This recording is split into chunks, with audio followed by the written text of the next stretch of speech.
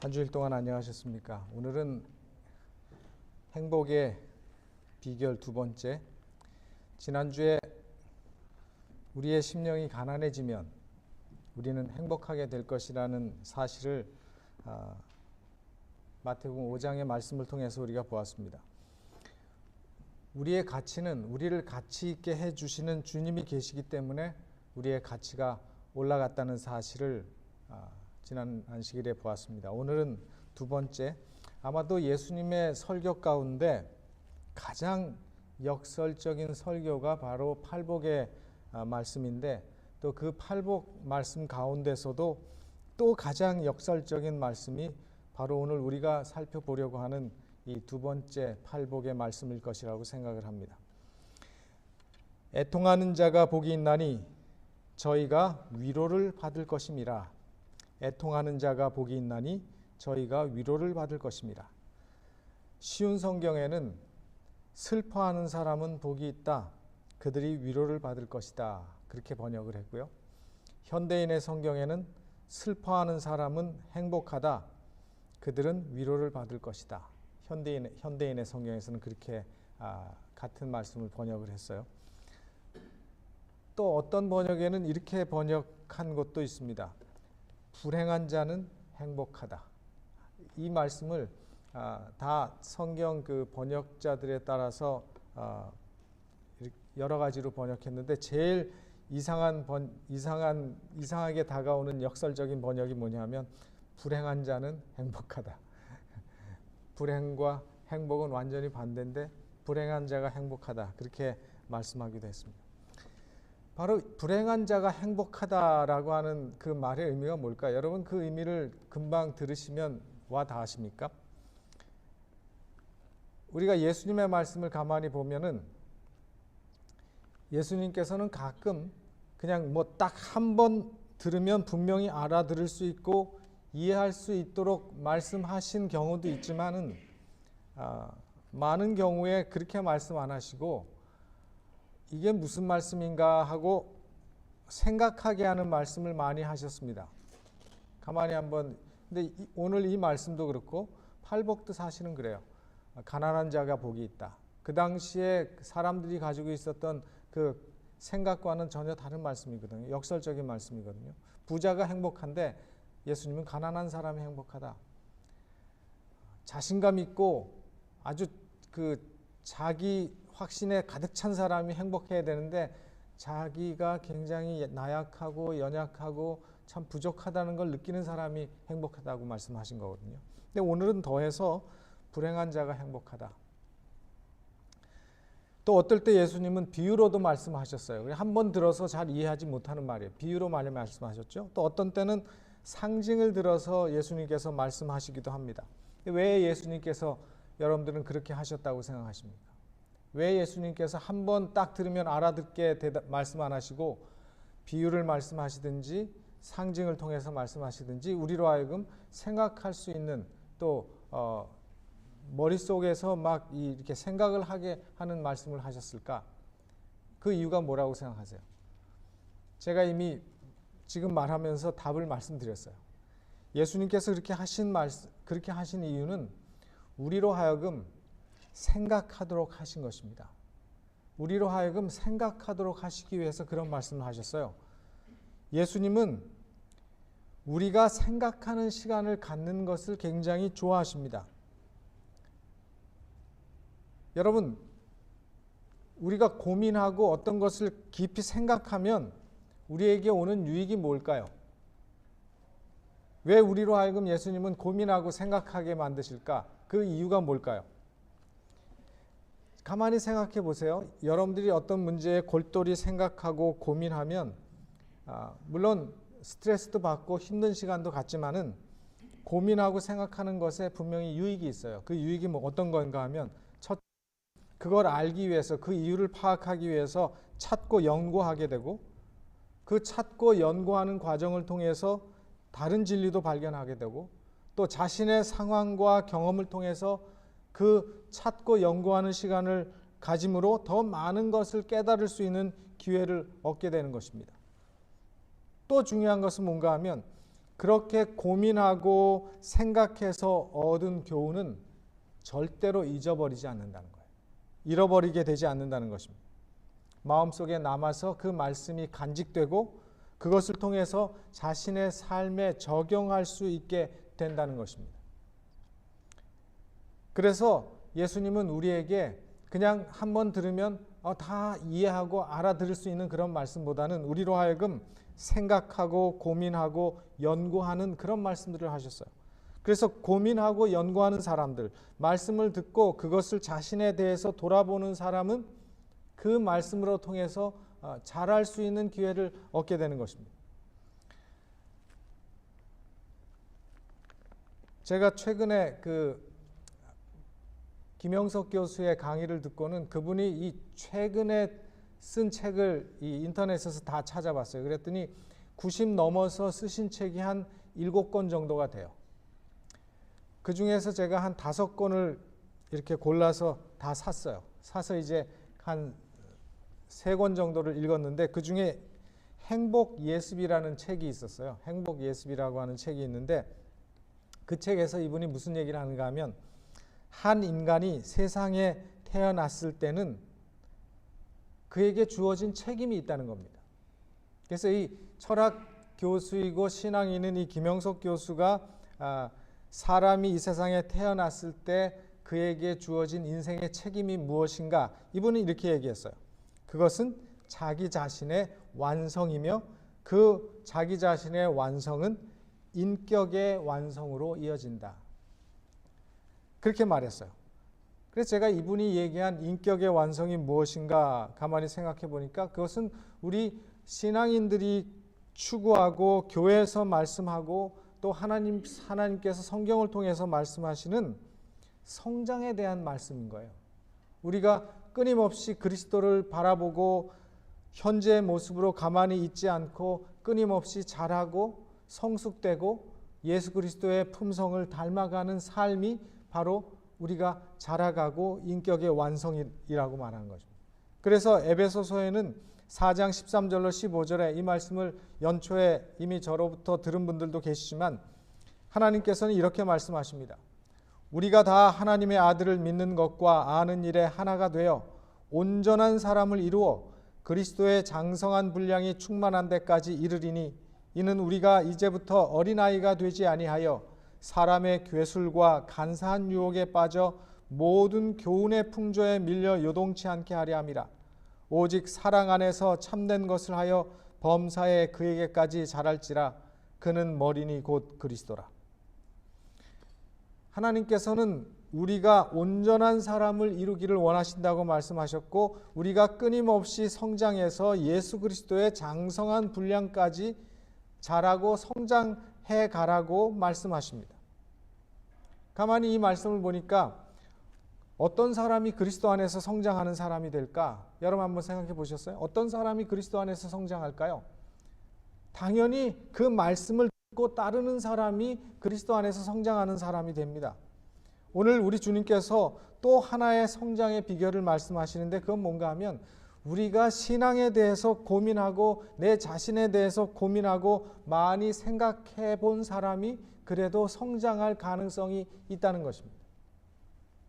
성장하는 사람은 그 과정이 조금 힘들고 어렵더라도 그 과정을 향해서 올라가기로 선택하는 사람들입니다.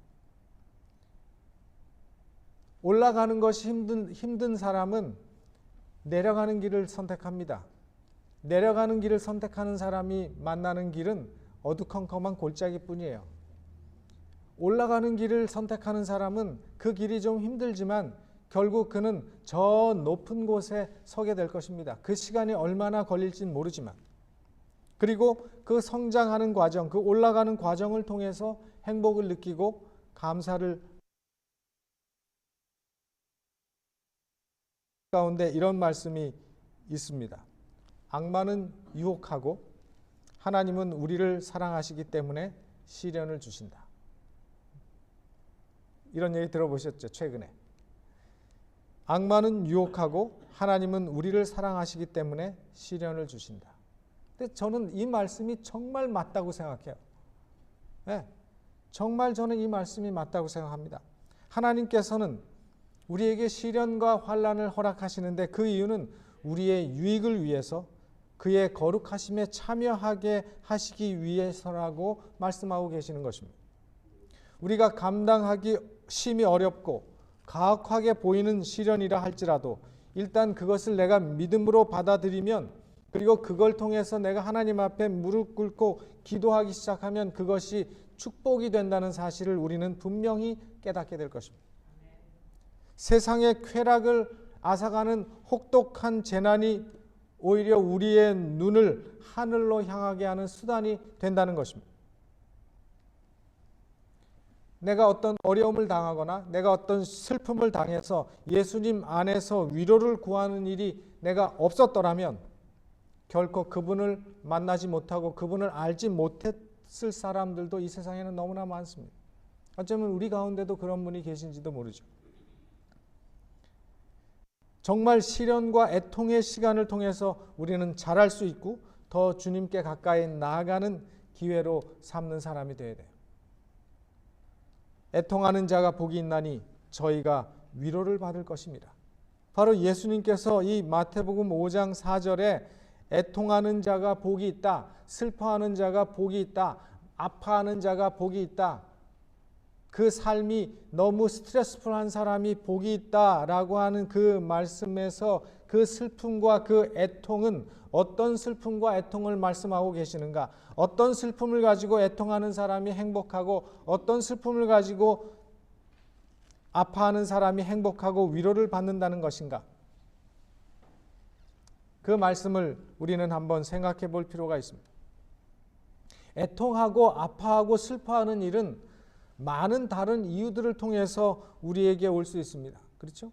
어떤 사람은 재산의 손해를 보고 아파하고 슬퍼하고 발버둥 칠 수 있습니다. 어떤 사람은 사랑하는 가족을 잃어버려서, 어떤 사람은 심각한 병에 걸려서, 여러 삶의 불행으로 인해서 우리는 슬퍼하고 애통하는 사람들을 많이 만나고 우리도 그런 걸로 인해서 애통하고 슬퍼하는 경험을 하게 됩니다. 그것은 옛날에도 그랬고 지금도 그랬고 앞으로도 그럴 것입니다. 그러나 조금 더 차원을 높여서 우리가 생각을 해보면 그런 물질적인 것 말고, 물리적인 것 말고, 내가 잘못해서 다른 사람을 힘들게 했기 때문에, 또 다른 사람이 나를 힘들게 해서 내가 다른 사람을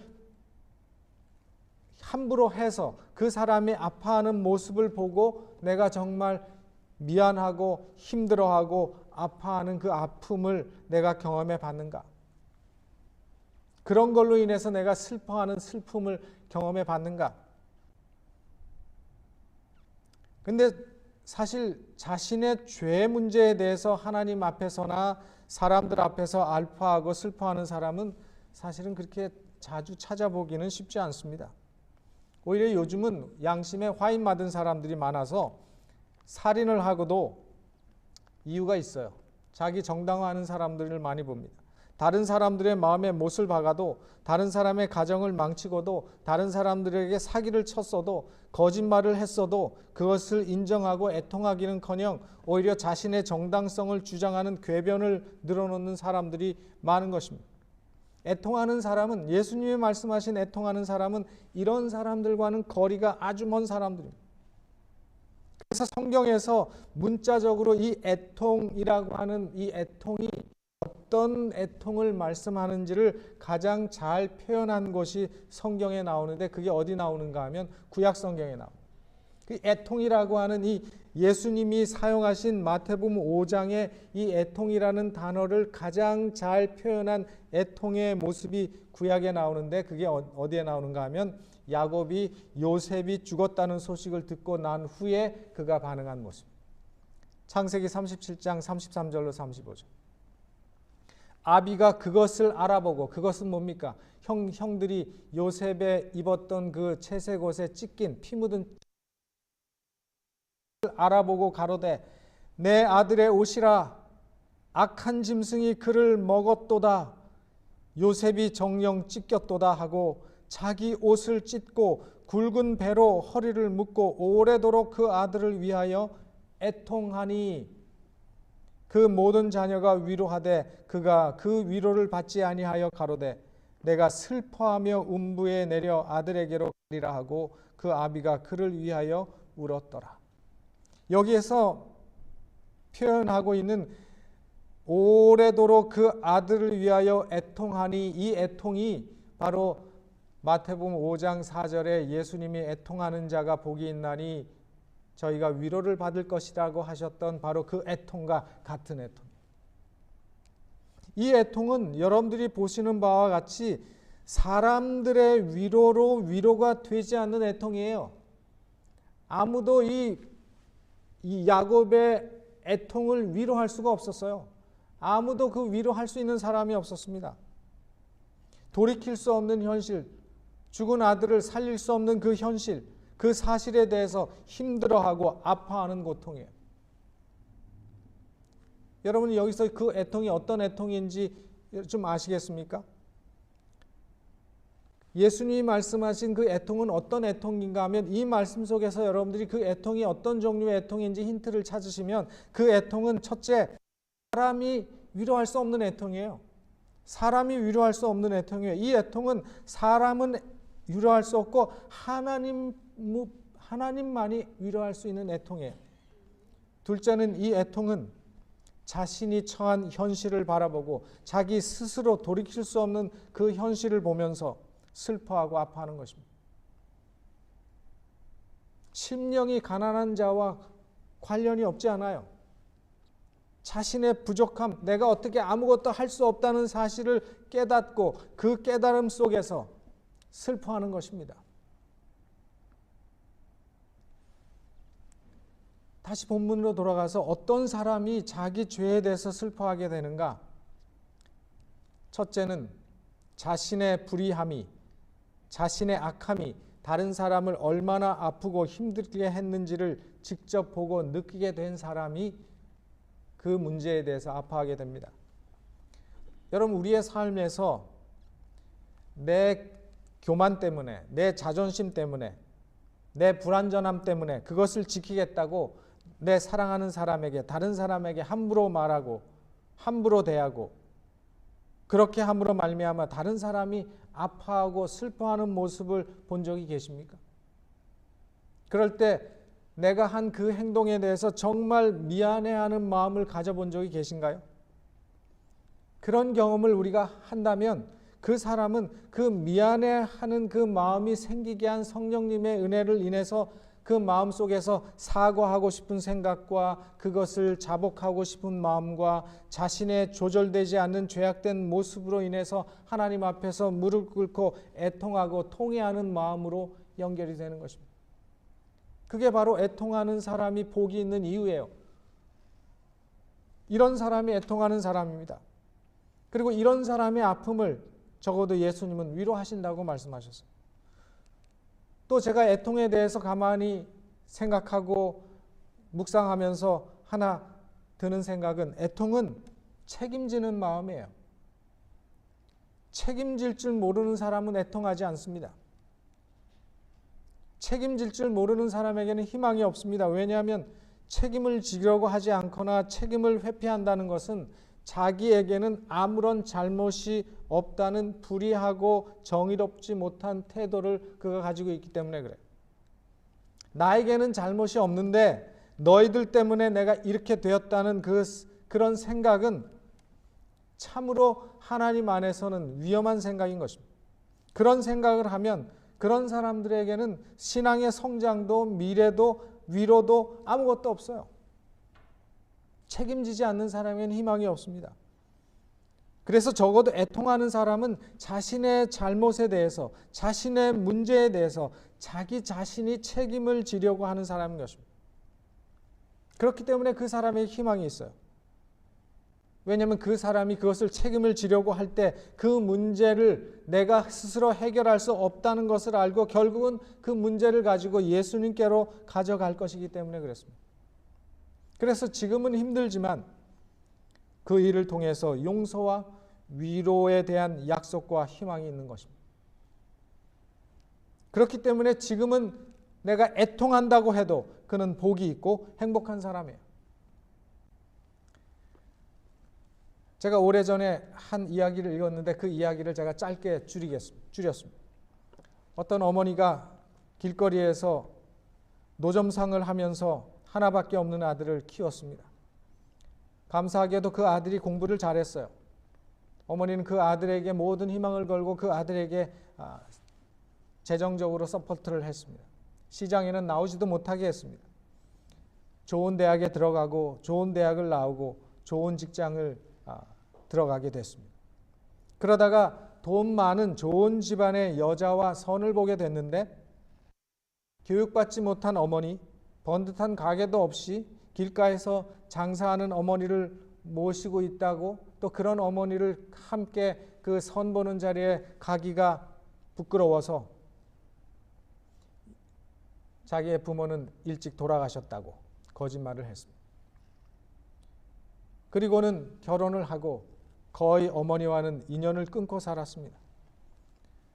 이 어머니는 멀리서 잘 살고 있는 아들을 보면서 그래도 만족했습니다. 손주들도 태어났지만 그 손주들을 안아보지도 못했습니다. 그저 손주들을 멀리서만 보고, 세월이 지나고 어느 날 이 아들에게 소포가 배달됐어요. 풀어보니까 어머니가 보낸 거예요. 편지하고 함께. 나는 잘 살았다고, 나는 괜찮다고, 행복하게 잘 살으라고. 그동안 모은 돈이 통장에 있는데 네가 손주들과 함께 쓰라고. 그렇게 어머니가 돌아가셨어요. 이 아들이 그 소포와 편지를 받고 그제서야 정신이 들었어요. 그리고는 애통을 했어요.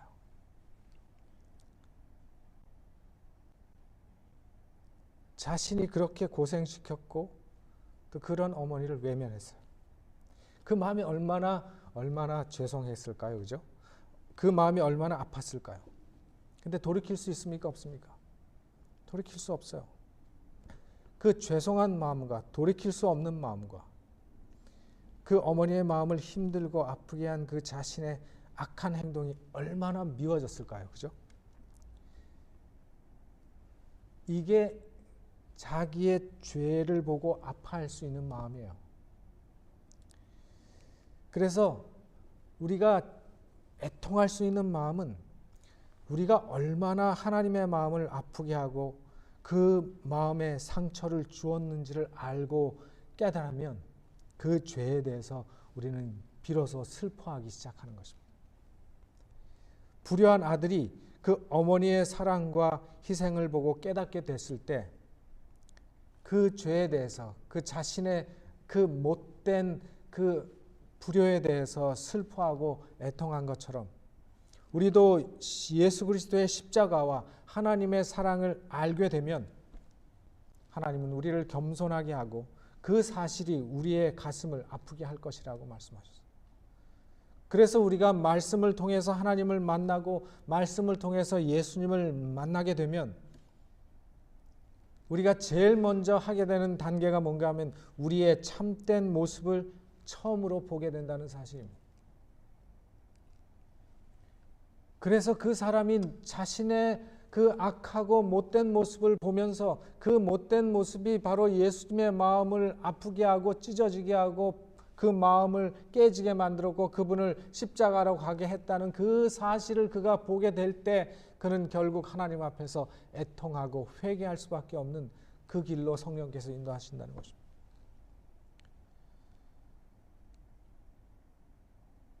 그런데 현실은 많은 사람들이 죄를 죄로 여기지 않는 죄의 무감각증에 있다고 하는 사실입니다. 예수님의 오시는 재림의 날이 가까울수록 사람들의 양심이 점점 무디어지고 있다는 사실입니다.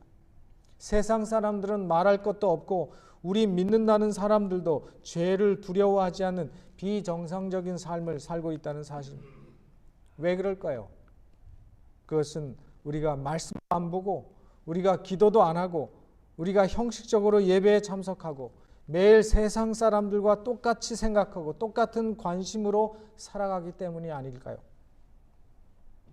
그러므로 우리는 정신을 차리고 하나님을 만나고 그 사랑의 깊이와 넓이를 경험하는 우리 모두가 되어야 합니다. 사도 바울은 그런 경험을 그가 했기 때문에 로마서에서 죄된 자신을 돌아보면서 이렇게 간증합니다. 오호라, 나는 곤고한 사람이로다. 이 사망의 몸에서 누가 나를 건져내랴. 그리고 그는 그 당시에 올바로 살지 못하던 죄 많은 고린도 교회 교인들에게도 책망의 말씀을 전합니다. 그리하고도 너희가 오히려 교만하여져서 어찌하여 통한이 여기지 아니하고 그 일을 행한 자를 너희 중에서 물리치지 아니하였느냐. 하나님께서는 오늘 우리가 말씀을 듣고 순종하는 사람이 되기를 원하십니다. 그런데 오늘날 많은 교회와 교인들이 그리스도의 구원하시는 은혜와 용서를 너무 강조한 나머지 죄를 아무렇지도 않게 생각하고 아무런 거리낌 없이 하나님의 말씀에 순종하지 않고 살고 있으면서도 하나님의 구원하시는 은혜는 그것도 용서한다고 공공연히 말하고 있는 것입니다. 절대로 그렇지 않습니다. 그것은 옳지 않습니다. 성경 어디에도 그렇게 말하지 않았습니다. 우리는 우리의 죄를 아무리 슬퍼해도 지나치지 않고 심각하게 생각하고 멀리해야 될 것이라고 말씀하십니다. 자신이 죄가 많다는 사실을 슬퍼하는 그런 애통하는 사람들은 자신들의 슬픔을 덜어줄 유일한 위로인 하나님의 용서와 위로를 받게 될 것이라고 말씀하셨습니다. 모든 위로 가운데 가장 큰 위로는 통회하고 애통하는 모든 죄인들에게 노려지는 용서의 선언인 것입니다. 예수님께서 이 땅에 오신 이유는 바로 그런 애통하는 자를 위로하시는 일을 위해서 오셨어요. 애통하는 자가 행복한 이유는 바로 그 애통하는 자를 위해서 위로가 기다리고 있기 때문입니다. 그래서 이 두 번째 복의 말씀 중에서 가장 중요한 주제 두 가지를 여러분들이 잊으시면 안 되는데 그것은 애통과 위로라고 하는 말이에요. 우리에게는 애통이 있고 주님은 위로를 가지고 우리에게 임하실 것입니다. 예수님은 우리 마음이 상한 자를 고치고 위로하실 위로자가 되시기 위해서 오셨습니다. 애통만 기억하면 안 됩니다. 그래서 예수님이 초림하실 때 많은 경건한 사람들이 누구를 기다렸다고 했는가 하면 이스라엘의 위로를 기다렸다고 말했어요. 누가복음 2장 25절에. 그래서 주님께서는 지금도 우리의 상처에 기름을 부으시고 우리의 상하고 아픈 양심에 화평을 전해주시고 계십니다. 그러나 아직 우리의 세상은 하나님께서 원하시는 세상이 아닌 것입니다. 아직도 이 세상에는 수많은 고통이 있고 수많은 질병이 있고 수많은 사망과 전쟁과 증오와 거짓이 난무하고 있는 세상에 우리는 살고 있습니다. 아직 우리 그리스도의 위로가 완전하게 될 날을 우리는 기다리고 있는 것입니다. 그때에는 죄로 인한 애통은 더 이상 있지 않을 것입니다. 계시록 7장 17절에 하나님께서 저희 눈에서 모든 눈물을 씻어 주실 것이기 때문이라고 말씀하셨어요. 괴로움이 없는 곳에는, 고민이 없는 곳에는, 애통이 없는 곳에는 위로도 없습니다. 시편 34편 18절에 여호와는 마음이 상한 자에게 가까이 하시고 중심에 통회하는 자를 구원하시는도다. 모든 팔복은 복이 있나니 행복하다는 선언으로 시작합니다. 우리말은 그렇게 시작되지 않지만 원어에는 복이 있나니부터 시작해요. 행복하다라는 말부터 시작합니다. 그 사실을 잊지 마십시오. 실제로 이 말씀은 당시 로마의 압제와 가진 자들의 행포와 영적 진리를 찾지 못하여 슬퍼하고 있던 사람들에게 예수님께서 용기와 실제적인 삶의 위로를 주신 말씀이 되었습니다. 위로는 위로부터 오는 위로인 것입니다. 이러한 하나님의 위로를 늘 바라고 믿는 사람들은 어떤 절망적인 상황에서도 좌절하지 않을 것입니다. 애통하는 자는 복이 있나니 저희가 위로를 받을 것이며 위로를 받을 것이며 미래 수동형입니다. 미래에 받게 될 것이라는 것입니다. 미래에 하나님께서 위로를 주시겠다는 말씀입니다. 그 의미는 우리가 받고 있는 우리를 애통하게 하는 환경이 지금 즉시 해소되지 않을 수도 있다는 거예요. 그러나 신실하게 하나님의 위로의 약속을 따라 우리의 현재의 어려움을 이겨나가라고 말씀하십니다. 그러면 우리에게 그 위로가 분명히 있을 것이라는 것입니다. 여러분, 오늘 이 말씀을 기억하시고 우리는 하나님과 함께라면 현재의 고난과 미래의 고난도 넉넉히 이길 수 있다는 사실을 기억하시게 되길 바랍니다. 그렇기 때문에 예수님은 우리가 애통하는 자가 되라고 하십니다. 그리고 하나님이 주시는 하나님의 위로를 오늘도 현재와 앞으로 미래 우리 모두가 경험하기에 되기를 바라고 계십니다. 말씀을 마치겠습니다.